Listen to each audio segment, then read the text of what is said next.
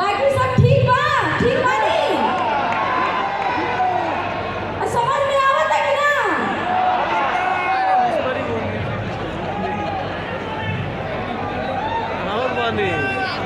मैं प्रियंका कुमारी बिहार के चंपारण जिले से बिलोंग करती हूँ, जहाँ से महात्मा गांधी जी ने आंदोलन किया था। शायद आप लोग पढ़े ही होंगे, है कि नहीं? मैं चलती हूँ थोड़ा सा अपनी। सबसे पहले तो मैं हमारे पितामह बैठे हुए सामने, मैं उनको तहे दिल से नमन करना चाहती हूँ, अशोक भाटिया सर को। और मैं हमारी जिंदगी के दो प्रकाश, वेद प्रकाश ओझा सर और जेपी सर, मैं दोनों को आमंत्रित भी करना चाहती हूँ स्टेज पे। सर आइए, बढ़ सकूँ और कार्यक्रम को आगे बढ़ा सकूँ।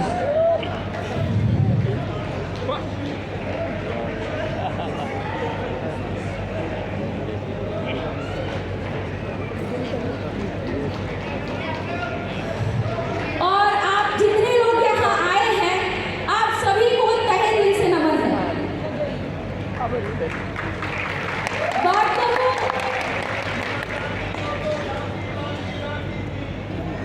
बात करूं जर्नी की, तो सबसे पहले मैं बता दूं कि मैं जब ग्रेजुएशन फाइनल की, उसके बाद यही होता है। तो जैसे ग्रेजुएशन फाइनल हुआ, फिर पिताजी ने लड़का ढूंढना चालू कर दिया शादी के लिए। और उसके बाद क्या हुआ? उसके बाद लड़का ढूंढना चालू, फिर हमारी इच्छा हुई, हम एमए करना चाहते हैं। हमारी एमए में एडमिशन भी हो गई। तब तक कोरोना काल आ गया, 2020। तब तक कोरोना काल आ गया। उस समय ये बढ़ती महामारी को हम देखे और दो ही चीज हमें मिला। पूरे रोड पे दो ही लोग मिलते थे, एक पुलिस वाले मिलते थे, एक मैं मिलती थी। दो ही लोग मिलते थे। हमारे घर में सारे लोग पता है क्या कहते थे? ये पागल है। आज भी कहते हैं ये पगली है। हमारे माँ पिताजी आज भी कहते हैं ये पगली है। मैं कहती हूँ चलो, अगर पागल बनने से सफलता मिलती है तो लेनी चाहिए, है कि नहीं? तो जब मैं कोरोना काल में इस चीज को देखी, और मैं सभी आए, सभी लोग बहुत अच्छी अच्छी बातें सिखाए। मैं पहली ऐसी आईएनसी में शख्स हूँ जो मैंने अपने घर से एक रुपया भी नहीं लगाया। जल्दी मैं बताऊंगी, बाकी भारतीय में टाइम तो मिलने वाला है ही मुझे, वो मैं लेंगी नहीं। तो मैं सबसे पहले आपको बता दूं, जब मैं इस काम की शुरुआत की तो 1 रुपया भी सपोर्ट मुझे नहीं मिला। कहीं से नहीं मिला। मेरे पापा भी 1 रुपया मुझे नहीं दिए इस सपोर्ट के लिए, इस बिजनेस के लिए। मुझे मिला कहाँ से सपोर्ट? तो मैं 30 लोगों को, जब मेरे अपलाइन से मुलाकात हुई, मैं 1.5 लाख टीवी करके सुपरस्टार बन गई थी। मुझे कोई पूछने वाला नहीं था, कोई नहीं था। उस समय मतलब मैं जानती भी नहीं थी कि आईएनसी क्या होती है, ये कौन सा प्लेटफॉर्म है, मुझे कुछ पता नहीं था। जब मुझे ये मिला, मैं लोगों को सामान दी तो पता चला आउटलेट क्या होता है। जब आउटलेट का पता चला तो मेरे पास तो पैसे नहीं, हमने 30 लोगों को 1,000 का सामान दे दिया और अपने नाम आउटलेट दर्ज करा दिया। क्या कराया? अपने नाम आउटलेट दर्ज कराया। मुझे एक चीज तो पता चल गया कि दर्द जो है ना, सफलता वो कभी भी दर्द के कोख से पैदा होती है। अगर किसी को मतलब दर्द ना होना, तो वो बहुत बड़ी मुकाम नहीं ले सकता है। जब मैं वो 30 लोगों को करके जब नाम पे कराई, तो मेरे अपलाइन कहने लगे ये कौन पागल है, हम लोगों ने तो मिला ही नहीं, ये कैसे सुपरस्टार बन गई? फर्स्ट महीने में मैं सुपरस्टार बन गई। मेरे पास मोबाइल नहीं। पहले महीना 1617 रुपया मेरे अकाउंट में आया, और मैं इतना पैसे मैं घर पे लाती थी और गिनती थी। हमारे भाई साहब देखते थे, हमारे पिताजी देखते थे, हमारी माताजी देखती थी, तो भी उन लोगों को पता नहीं चलता था कि ये कौन सा बिजनेस है। 1 रुपया लगाए भी नहीं और इतना इतना पैसे भी ला रही है। मेरे पास जब पैसे नहीं थे ना, तो हम अपने बाबूजी से बोले थे एक हमको बैंक खुलवा दीजिए। पीएनबी का वो बैंक खुलवाए थे ना, वो भी 1000 रुपया हमसे मांग लिए थे, वो भी मांग लिए थे। देखिए सामने वो स्थिति मेरी थी, मैं वो नहीं भूली हूँ सर। जब वो पैसे देखने लगे कि इसके पास पैसे आ रहे हैं, तो उन्होंने कहा मेरा बैंक का जो हमने खाता खुलवाया था, मेरा वो पैसा दे दो। मैंने दे दिया वो भी पैसा, क्योंकि मेरे पास तो पैसे आ रहे थे। जब मैं फर्स्ट महीना सिल्वर बनी, सेकेंड महीने बाद में गोल्ड बनी और थर्ड महीने में मैं चेयरमैन बन गई। कितने महीने में? थर्ड महीने में। थर्ड महीने में जब मैं चेयरमैन बन गई, तो पता है एक बहुत अंधेरी रात आई मेरे जीवन में। वो अंधेरी रात क्या थी? तो पहली रात तो वो थी जब मैं चेयरमैन बनी थी, बड़ी खुशी खुशी आईएमसी का टी-शर्ट पहन के, और अगले दिन अपलाइनों ने बुलाया कि आप आइएगा, आपको केक कटिंग कराएंगे। जब मैं गई तो पता चला हमारे यहाँ दुर्गा बाग मंदिर बहुत फेमस मंदिर है। मैं बोली चलो मैं प्रणाम कर लेती हूँ, वहाँ से चली जाऊँगी। इतना मतलब शोर शराबा हो गया कि छोटी सी बच्ची 3 महीना में चेयरमैन कैसे बनी। 8-10 लोगों ने मुझे, मैं शाम को पूजा करके निकल रही थी, 8-10 लोगों ने मुझे घेर लिया। वो जिंदगी की मेरी घनेरी रात थी। जेबी सर आप बार बार कहते हैं ना प्रियंका तुम क्यों चिड़चिड़ाती हो, वो दुख हमने झेला है सर, इसलिए मैं बार बार आपसे चिड़चिड़ाती। आप नहीं जानते थे वो दुख को।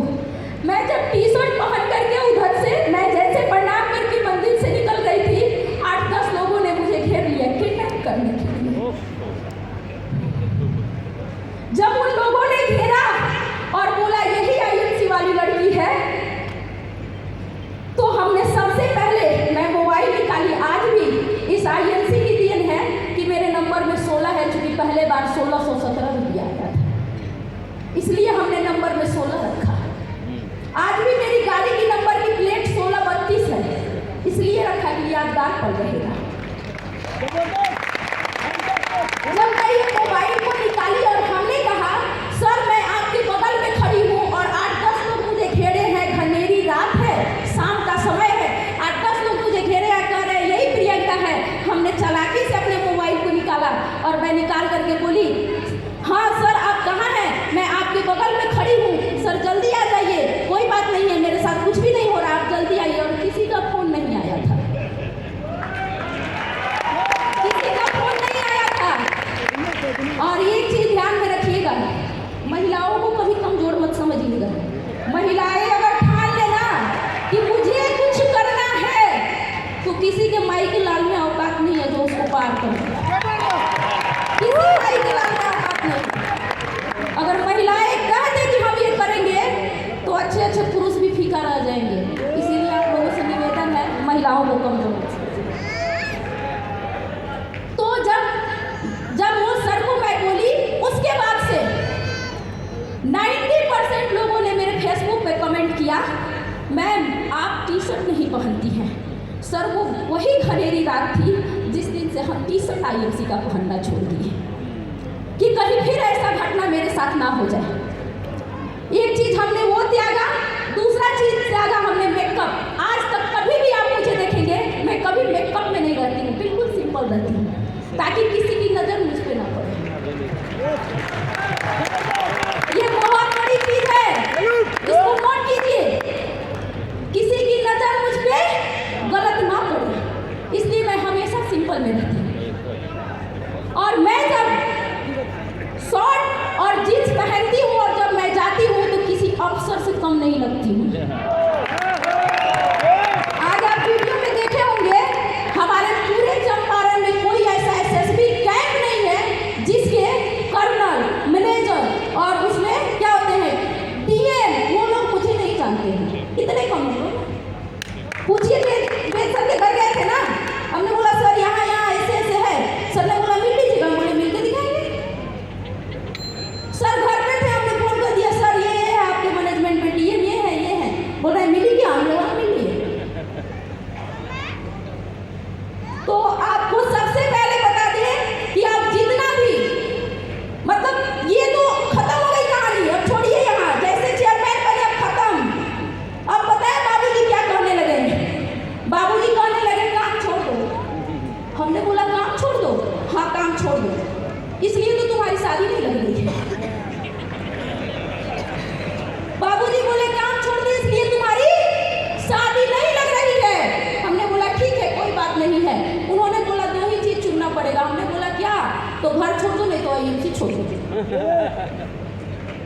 की बात है, मैं 12 बजे रात को आई थी। मुझे दुनिया ने मोटिवेट नहीं किया, मुझे अपनों ने मोटिवेट किया। मुझे दुनिया से मैं कभी मोटिवेट नहीं हुई। मेरे भाई साहब बैठे हैं, गवर्नमेंट टीचर हैं। मैं 4 साल रिकॉर्ड हो गया, मैं उनसे कभी बात नहीं की। सामने बैठे 4 साल रिकॉर्ड हो गया। इनको एक ही दिनेश भावना थी कि ये काम करती है, ये काम अच्छा नहीं है। और पता है एक दिन हमने क्या किया, इनसे भी बड़ा मेरा पहुंच है। हमने एक दिन बीआरसी से पूछा किस दिन ये एब्सेंट है। इन्होंने बोला, बीआरसी ने बोला इस दिन एब्सेंट है। अगले दिन इन्हीं को स्कूल में टाका डाल दिया और 15,000 का सामान दे करके आए। जब अगले दिन जा रहे ना तो कह रहे आईएमसी का तुलसी कौन दिया था? हमने बोला हम दिए।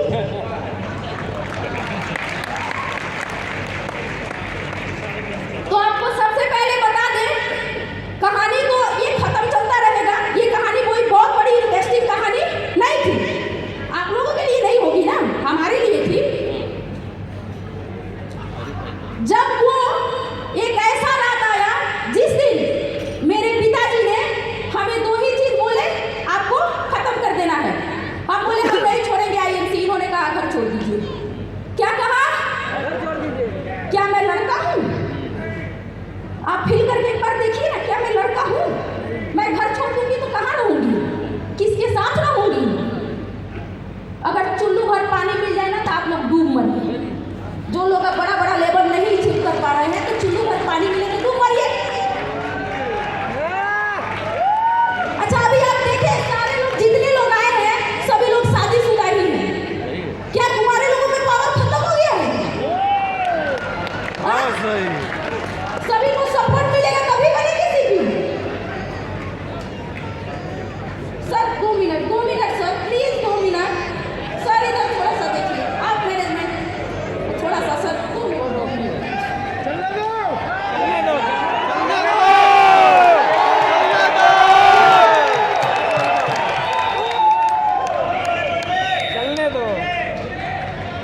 क्या कर रहे हैं?